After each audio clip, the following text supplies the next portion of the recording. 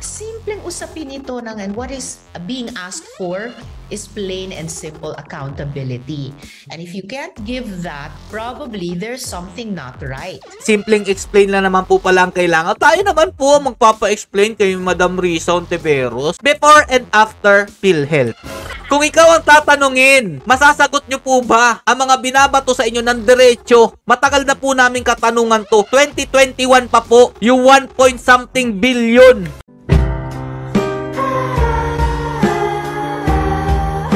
Yo, what's up mga Lods? It's Mega Peps TV. Welcome back po sa ating YouTube channel at saka sa ating Facebook page. In-interview po ni Karen Davila, ito po si Senator Risa Hontiveros. Saan po ba mga Lodi? About siyempre sa confidential funds. Yan po ang topic nila. At alam nyo ba mga Lodi, nadulas po ito si Risa Hontiveros dahil po sa sa katanungan ni Karen Davila mga Lodi. Anak ng tinapay naman, no? Yan po ating tatalakayin ngayon. Pero bago po tayo magsimula, kung bago lang kayo sa YouTube channel, please click the subscribe button and click yung notification bell and follow nyo po sa Facebook page, Peps TV 3.0. Eto na po mga Lodi, panoorin nyo at may mapapatunayan po tayo dito na nag-iingay lang po talaga ito si Risa Hontiveros. Could the office of the Vice President have committed technical malversation? Ayan mga Lodi, dito po nabuking si Risa Hontiveros dahil sa tanong ni Karen Davila na meron daw po ba technical malversation itong Office of the Vice President. Ito po mga Lodi, the crime of technical malversation has 3 elements. A, that the offender is an accountable public officer. B, that he applies public funds or property under his administration to some public use. Or C, that the public use for which such funds or property were applied is different from the purpose for which blah blah blah. Kumbaga hindi ginamit kung saan po nila ilalaan sana. Ayan mga Lodi, yan po yung technical malversation, okay? Ito po yung sagot ni Risa Hontiveros mga Lodi.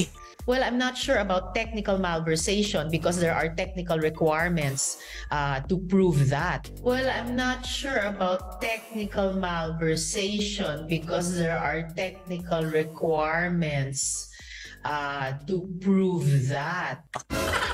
Wala na, finish na. Tapos na ang usapin ha. Inamin niya na po mga Lodi na hindi po siya sigurado dito po kay VP Sara Duterte o sa Office of the Vice President. Nagtatanong po kasi siya mga Lodi kung saan daw po ito ginagamit. Eh wala naman po mapatunayan. Kaya nga po mga Lodi, hinahamon po sila ni VP Sara Duterte. Kung meron nga pong nilabag si VP Sara Duterte, isampahan po nila ito ng kaso. Yan, di ba mga Lodi? O tapos na, pwede na tayo umuwi. Di pa pala mga Lodi. Kasi meron pa po siya ditong sinasabi. At babalikan po natin siya sa mga pinagsasabi niya dito. Tuloy natin mga Lodi Basta klarong-klaro hindi siya sigurado sa kanyang mga pinagsasasat-sat dyan sa iniiyak nilang confidential funds ni VP Sara Duterte. Wala silang mapapatunayan dahil mahirap daw po itong i-prove kung meron daw pong korupsyon na nangyari dito po sa confidential funds sa Office of the Vice President. Klarong-klaro po yun mga Lodi Galing po sa kanya yan mga Lodi Pero what's apparent to me at up to this point in time bilang isang mambabatas at bilang isang mamamayan ay they have not been completely forthright about these confidential funds. Kasi bakit may lumitaw, nakatawag pansin sa ating mga mata na hindi nila maipaliwanag kaagad ng klaro. Ang dami pang patutsada nga tungkol sa drama, tungkol sa respect. Ay, kaya naman pala nagngangawa kasi hindi lang mapaliwanag ni VP Sara Duterte. Anak ng tinapay naman. Hindi na matatawag na confidential funds yan kung ipapaliwanag sa inyo kung saan gagamitin ito. Anak ng tinapay, ilang beses bang sinabi ni VP Sara Duterte, hindi naman niya kailangan mag-report sa inyo. At kayo mismo, kongresista, senador, ang nagpapasa ng batas na ito at matagal na itong ginagamit. Bakit ba init na init kayo kay VP Sara Duterte? Sabi nga niya dito, kailangan po natin itong Confidential Intelligence Fund para po matukoy kung ano po ba talaga ang sanhi ng problema sa mga estudyante na nawawala at namumundo. Okay? Ito pa, tuloy natin. Di ba? Explain. Confidential. Gusto pa-explain. Anak mo tinapay naman, Simple simpleng usapin ito and what is being asked for is plain and simple accountability. And if you can't give that at the outset, then probably there's something not right. Yun naman po pala mga Lodi, simpleng explain lang naman po pala ang kailangan. Tayo naman po magpapa-explain kay Madam Risa Ontiveros, mga Lodi Dito lang po sa larawan ko, ipapa-explain sa kanya before and after PhilHealth. Kung ikaw ang tatanungin about po sa PhilHealth, masasagot nyo po ba ang mga binabato sa inyo ng diretso? Matagal na po namin katanungan to. 2021 pa po, yung 1-point-something billion na hindi pa rin po ninyo sinasagot. Sana po marinig po ito ni VP Sara Duterte at paimbestigahan kahit matagal na po yung issue na yan. Total, sa kanya naman po nang galing na kailangan po namin ng straight na sagot kapag kayo po ay public officials.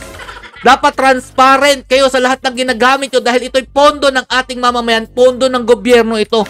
Pera ng taong bayan ito, kagaya po ng PhilHealth. Please po, pakibalikan po tong issue na to. Matami pong gustong makarinig ng sagot na to. Isa na po ako dyan dahil yung PhilHealth ko nga po, hindi ko nagamit. Nung nagkasakit po ang aking anak at na-hospital po ito. Okay? O, tuloy pa natin. Or maybe there's something wrong. Oy, may pahabol pa. O nga, maybe there's something wrong talaga dyan, Risa Ontiveros. Yan sa PhilHealth. O, ito na mga Lodi, tuloy pa natin. And moving forward, responsibilidad namin yan sa Kongreso na iwasto, sitahin, no? At singilin because the money is in government's hands. The money isn't even ours as government. Sa kanya galing yan. Yung perang yan galing sa mamamayan, sa buwis na ibinabayad. So it's only proper. Sa'yo galing yan, ha? Proper lang talaga yan na paimbestigahan. Dahil kung yung confidential fund ang pag-iimbestigahan mo, mas karapat dapat naman paimbestigahan yung about sa PhilHealth issue. Dahil sabi mo, pera ng taong bayan yan sa'yo nang galing yan Dito kasi mga Lodi, 2021, sabi po sinisigaw ng taong bayan, ibalik mo ang 1.7 billion pesos. 2021 yan mga Lodi. Naglabasan tong issue na to nung kailangan na po natin ng pera sa PhilHealth dahil po dito sa problema po natin ng pandemya. Sana po matalakay po ito sa Congress at saka sa Senado. Please lang po, makikita naman po sa larawan na napakilaki po talaga ng diferensya before and after na nanungkulan ka bilang kinatawan ng PhilHealth. Risa Ontiveros, nagtatanong lang ng taong bayan. Total, sa'yo na rin galing, nakarapatan namin magtanong. Pera ng taong bayan ito.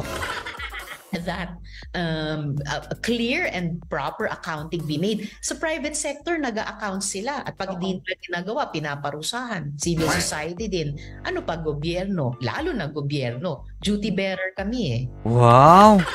Sa kanya pa nang galing, duty bearer, mga Lodi. Pero ang tagal po namin sinisigaw about to sa PhilHealth issue, Wala po talaga kayong nasagot nun. Basta takas-takas na lang po sa mga isyong ganyan. Basta ayaw pa interview pag yan po yung pinag-uusapan. Yan po yung pagkakaalam ko nung panahon po ng 2021. Tapos ang lakas, mamuna, dito sa ginagawa ni VP Sara Duterte, legal naman yung ginagawa, sa kanya naman galing mga Lodi na mahirap patunayan kasi yan na sasabihin mong may technical malversation sa pondo ng confidential fund. Mahirap po yan, sa kanya po nang galing. Tapos ngayon, ang iingay nyo pa rin. Booking na mga Lodi na nag-iingay lang po talaga si Risa Ontiveros. At dito po sa ginawang katanungan ni Karen Davila, masasabi ko pong finish na po. Tapos na po yung issue natin about confidential funds. Alam nyo po yun mga Lodi, yung sila po yung natatakot sa sarili nilang multo. Yan po sila mga Lodi. Okay na! Sana nagustuhan nyo ang aking binahaging video sa inyo. Sana po sagutin din po ni Risa Ontiveros kung ano nga po ba nangyari noong 2021 sa PhilHealth po mga Lodi. Stay safe mga Lods and God bless you all. Peace! Transparent pa more.